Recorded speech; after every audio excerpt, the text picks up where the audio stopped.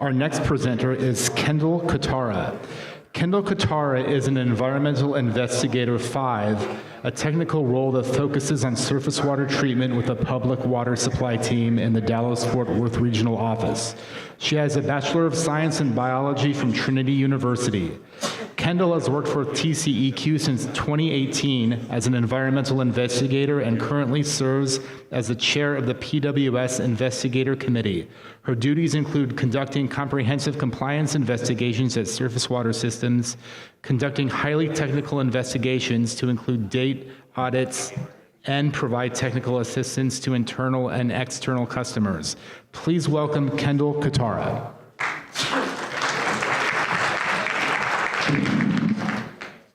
So once again, I'm Kendall Katara. I'm out of our Dallas-Fort Worth Regional Office, Region 4. Sorry about the beginning of my presentation. If you were in the last one, a lot of the first few slides are going to be very repeat information, but then we'll get a lot more specific about surface water. Why are you having a CCI, comprehensive compliance investigation? Some of y'all refer to them as sanitary surveys. That's what the EPA calls them. And then what to expect during your CCI, before, during, after, and then helpful resources. So why a compliance investigation? So CCI is like our on-site thorough audit of your system. We're going to be going through a bunch of those required records that you have to keep that you may be questioning, why do I do this? Because I'm going to come to your system once every 3 years and check for those documents. Texas has been given primacy over the drinking water program from the EPA, which means that we have to have rules as strict as the EPA, but we can have rules stricter than them, and that rings true a lot in surface water. And like I said, EPA refers to them as sanitary surveys.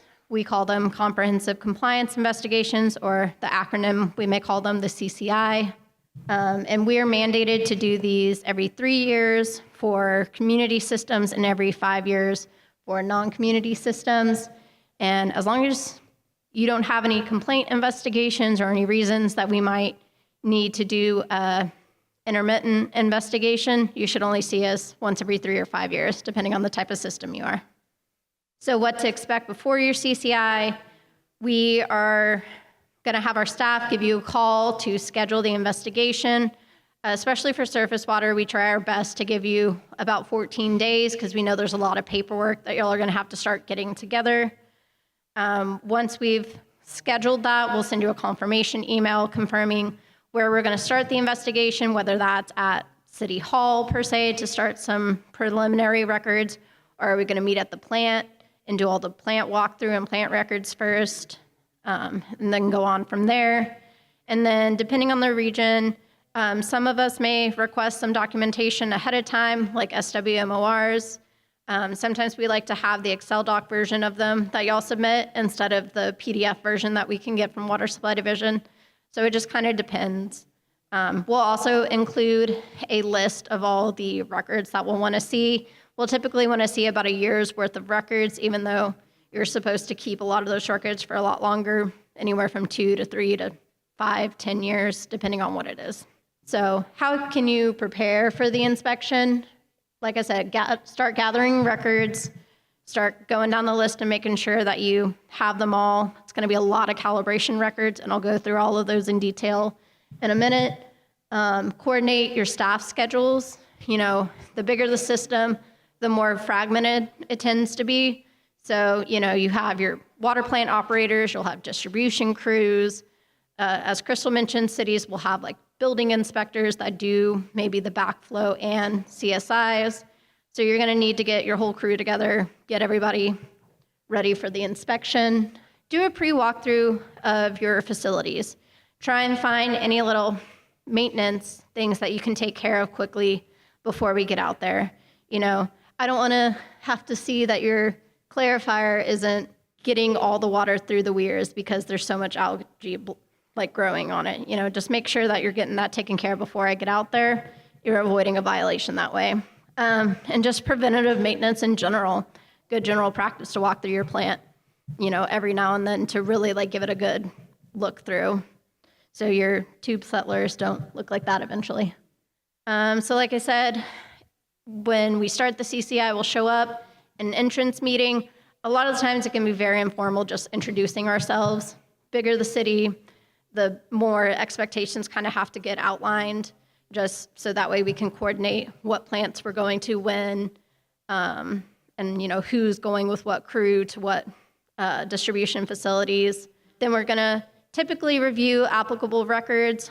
Crystal also mentioned in the summertime, we may wanna do plant walkthroughs first, just because it's really hot, and we'd rather do that in the morning when it's cooler, better for y'all, better for us, and then we'll do records afterwards. Surface water facilities, we do like to see the raw water facilities if y'all have access to it. I know sometimes with water rights, y'all may not have easy access to y'all's raw water facilities if y'all are technically getting the raw water from a different raw water wholesaler or so. But if it is easily accessible and nearby, we're gonna wanna see it. I like to follow the flow of water through the plant. So I'll ask you to take me to where water enters the plant, and then we'll physically follow the flow of water throughout the plant, just so that way we can get a better understanding of y'all's full process, where y'all are taking samples throughout, that kind of information. All the chemical injection points, we'll wanna note those too, making sure they match your CT study, see the chemical storage, and like I said, where you're taking your disinfectant zone samples. I also like to see a filter backwash if possible. You can tell a lot about a plant's maintenance based on how the filter backwash goes. So I try to put that in my email that I send y'all when I'm scheduling, that I'll want to try and see one.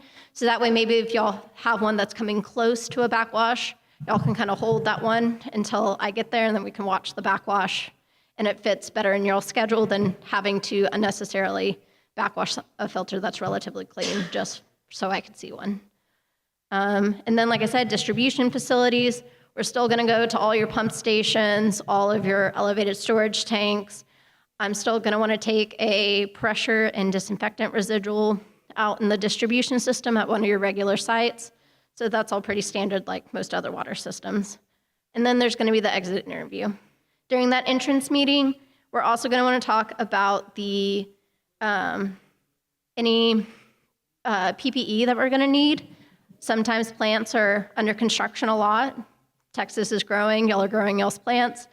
Just let us know ahead of time or have additional PPE available, like a hard hat and a reflective vest, and we'll still get to the inspection. So records, lots of records, like I said.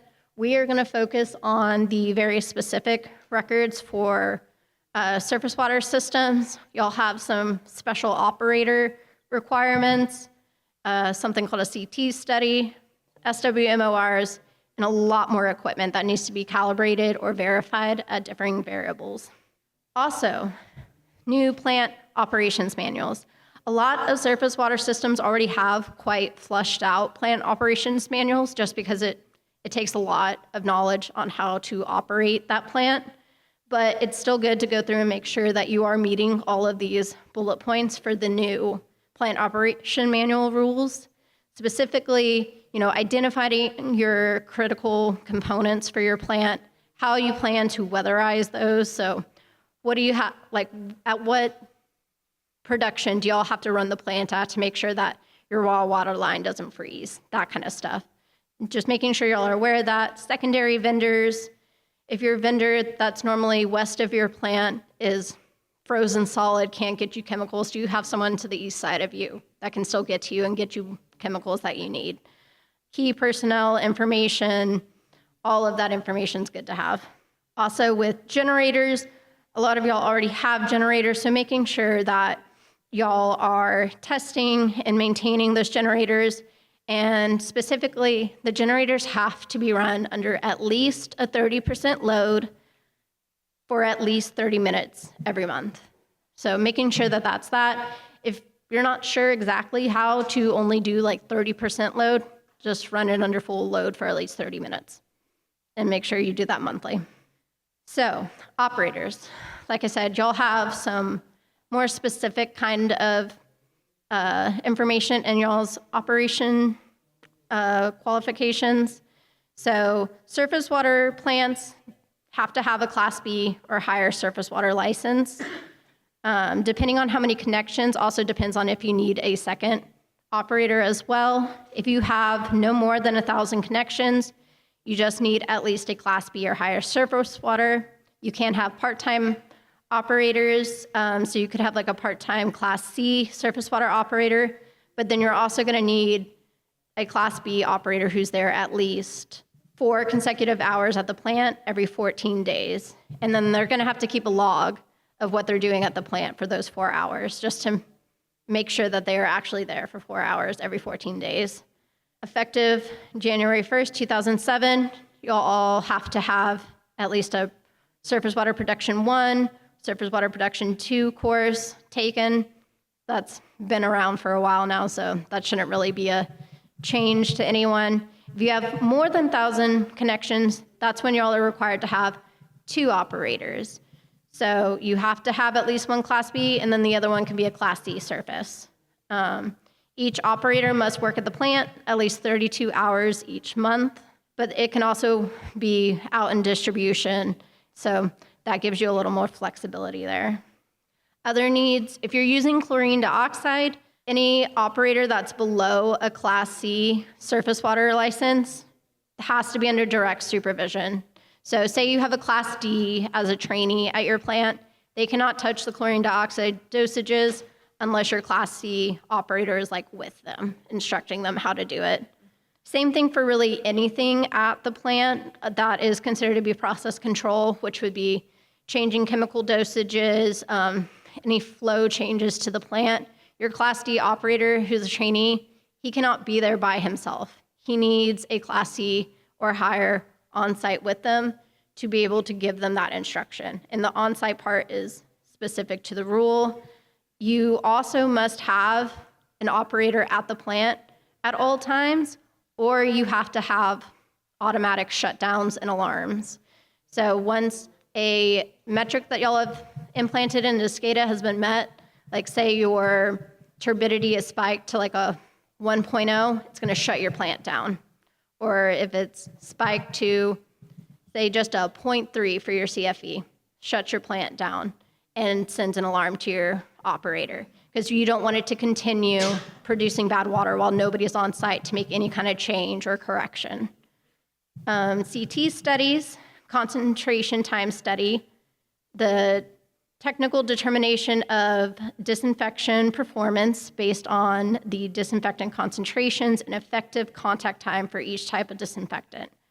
So basically what that is each time you're hitting your water with a different type of disinfectant, you know, if you're first hitting it with chlorine dioxide, that's going to start a disinfectant zone.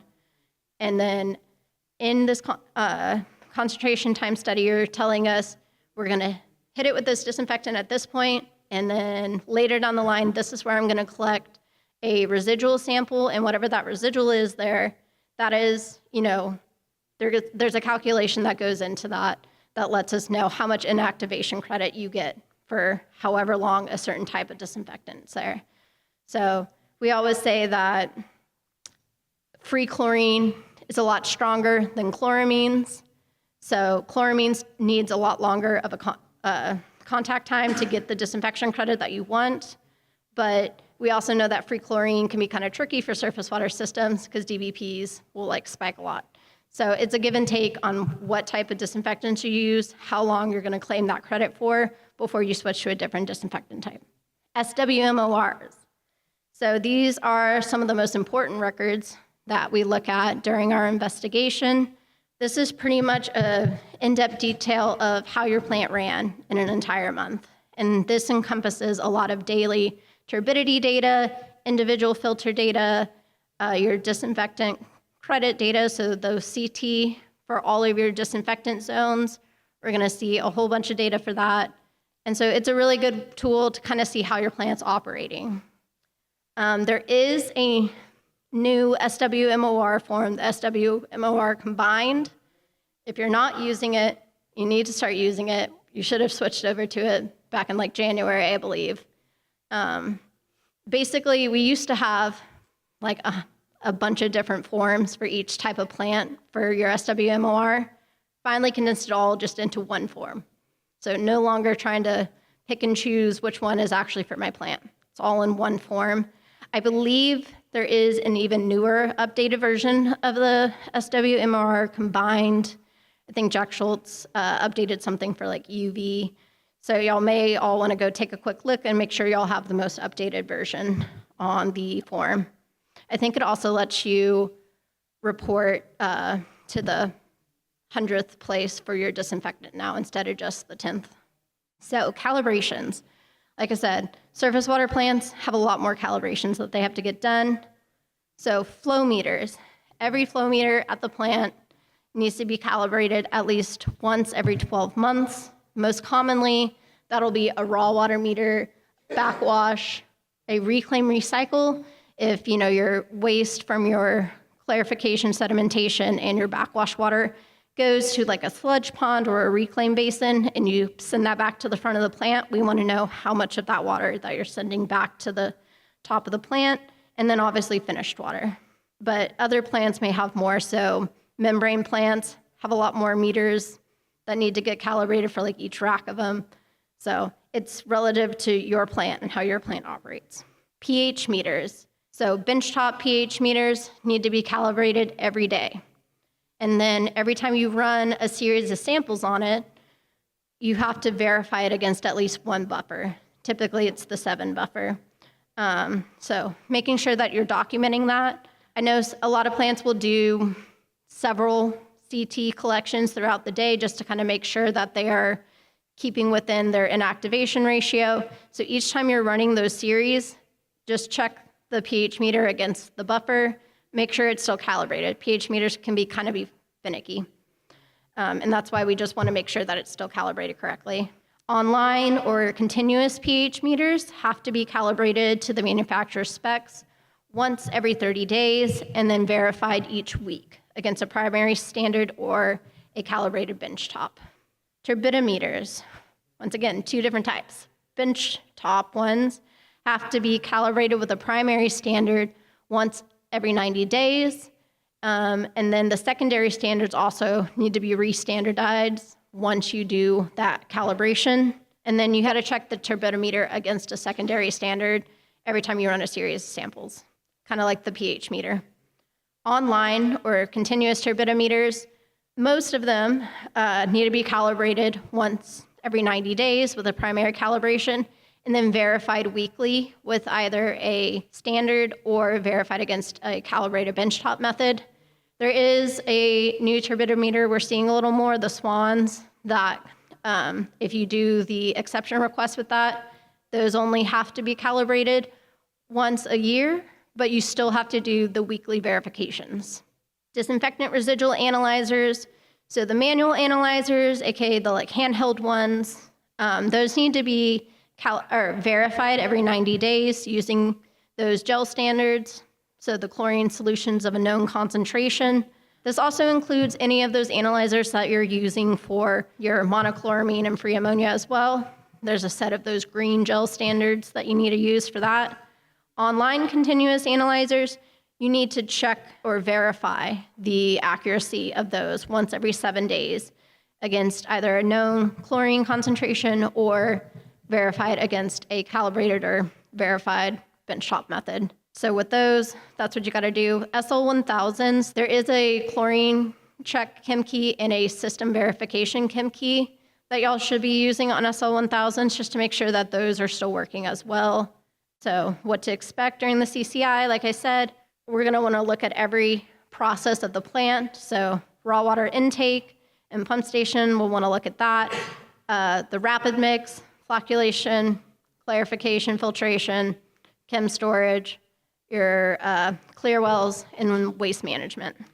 Raw water, mainly what we're looking for here is that A, your pumps are in good condition, that you do have your 200-foot restricted zone, either marked with buoys, or that you have a sign that can be easily read from all sides of your raw water intake, so they know that they should not be getting within 200 feet of your raw water intake. And then mainly looking for any boat ramps, marinas, within 1,000 feet of the intake. You should have screens on your intake. I'm not going to dive into the water to confirm that, but just know they should be there. All weather access roads should also be good, and a lockable building. People love to try and get on these piers and use them as fishing places. Make sure it's like a lockable building. Rapid mix. There's a few different types of rapid mix. We're just going to make sure that what you say you were using as your rapid mix is still what's there. If it's mechanical, we're going to make sure that it's still in a good working condition. And by rule, you're required to have at least one hydraulic mixing unit or 2 parallel mechanical mixers if you're producing more than 3 MGD of water. Flocculation, once again, I'm going to make sure if you're using mechanical flocculators that they're actually working, that they seem to be working appropriately. So changing the directions of flow, changing the speeds of flow as well, making sure you're actually getting good floc formed in your flocculators. Once again, by rule, parallel flocculators, if you're over 3 MGD for your plant. Clarification and or sedimentation, gotta make sure that it looks like your floc is actually settling out where it's supposed to.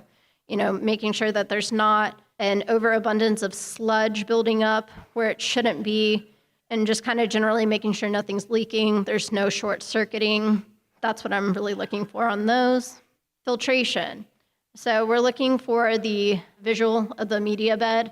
I'm trying to make sure there aren't any mud balls, that it doesn't look like, why does half of your filter look like the sand is all on top and there's like no anthracite anywhere to be seen? That kind of information can kind of tell me a lot about how the filter's running. Watching a backwash will also let me know how potentially your underdrain or your air scour is functioning. If only one chunk of the filter starts bubbling, there's a problem. And so just kind of looking over that information, there is a calculation that we can do to make sure that you're getting an adequate backwash. So I'll want to ask, what is the max flow during your backwash? So that way I can kind of compare that to the square footage of your filter. And then from there, I can see if you got a good enough rise rate out of that. Make sure that they're equipped with their online turbidimeters. Unless your plant is really old and only have 2 filters, y'all might still be able to get away with a grab sample from those, but most of y'all should all have online turbidimeters, and just making sure that they look like they're in good condition, that your filter trough isn't broken off and into the filter, that sort of a thing. Then we're going to go down into the filter gallery, or most plants have a filter gallery, making sure that all the piping is correctly either labeled or colored. Directional arrows on piping is also appreciated, so we can really make sure we see where water's going where. Making sure that if you do have filter to waste, that there is a adequate air gap there. On the side there, it may be a little small print, but that will show you the coloring that y'all would need to follow if y'all are going to try and get away with coloring instead of just labeling. That's what the pipes should all be painted, or chemical feed lines should have colored banding, every 5 feet, I believe it is. Chemical storage, looking at your bulk tanks, day tanks. Do y'all have liquid level indicators for those? I like to see if y'all have drawdown tubes. How often are y'all doing drawdown tests? Checking the accuracy of y'all's chemical feeds. Do y'all have secondary containment for it? Are they double-walled tanks? Just looking for that kind of information, making sure that y'all don't have incompatible chemicals stored together, because that could be a mess. And making sure y'all have appropriate backflow when needed as well. If you're using chlorine gas, you're going to need to have a RPZ or air gap, if you can manage it somehow, installed on the plant makeup water that's going to mix with that chlorine gas for you. Finished water storage, aka your clear wells, we're going to look around those. A lot of them tend to be buried underground, so it's really just looking at the overflow in that situation, but just making sure they're still in good condition and that they're being properly maintained. Waste management, making sure that your sludge rakes are working, both on the clarifiers and for straight sedimentation basins. and making sure your ponds are in good conditions, making sure there's not like a bunch of overgrowth of cattails or, just filled with just sludge, and then you're discharging because every time you try to do a backwash, the water just goes out onto the ground. That's mainly what we look for in that aspect. Additional resources. We have a lot of guidance documents and helpful templates on our website. So feel free to go there. And like I said, the template for the plant operations manual is there. We have a template for your generator maintenance that needs to be done monthly. So all those resources are really great to follow. We also have a really good RG for how to fill out your SWMOR. That's going to be RG 211. Really good information. It has a lot of the nuanced details for the different kind of plants, whether you're membrane, conventional, if you're using advanced technology like UV. It has all the nitty-gritty in there for any of those kind of questions you might have while trying to fill that out. But if you ever have any specific questions like that, feel free to contact the sweater team, surface water treatment rule. They're more than happy to kind of help you figure out how you should be reporting something. So that way, when we come out, we're not pointing this out and saying this is a problem. Obviously, Water Supply Division is a big resource for y'all. I have their general phone number there. I believe they will be going to a pod system soon, so y'all should be able to directly contact specific teams instead of getting funneled to a general phone line. So you could directly call the sweater team if y'all need them, directly call plan review. So that should kind of help bridge some gaps in finding the correct people. Small business and local government can still be really helpful to y'all for a lot of the general paperwork needs that y'all might have. They'll help you develop calibration forms to help you track all the different calibrations y'all need for your plant. Financial, managerial, and technical assistance is also really great. They can actually come out on site to the plant and give y'all some training on specific technical problems y'all may be having. And once again, the top team can also come out on site and do directed assistance modules. And some of those can actually count for operator continuing education credits. So they are a really good resource. And also just regional investigators. The more I go out to a plant, the more I'm learning about it, the more I'm able to kind of help troubleshoot problems that y'all may be having or answer quick questions y'all may have. So don't be afraid to call us and try and get some help if y'all ever need it as well. And then that is my information. Any questions for Kendall can be directed at this microphone or to the microphone on my far right in the aisle. I do have a question from one of the live stream attendees.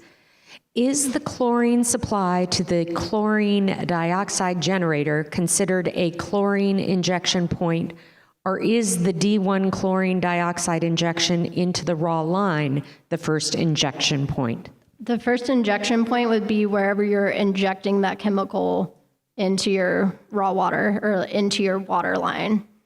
What should come first, though? Should it be the chlorine or the chlorine dioxide injection? I typically see chlorine dioxide first. It dissipates really quickly. It also is really good in raw water for just taste and odor concerns as well. So it's kind of like a double-edged sword with that one. So Awesome. I've always seen chlorine dioxide first because you don't want to have any lingering chlorine dioxide towards the end. And it also helps your chloride level be low by the end as well. Perfect, thank you. Kendall, I'm just letting you know you're getting shout outs online from the live streamers about what an incredible help you were during inspections. So those of you in person, take note.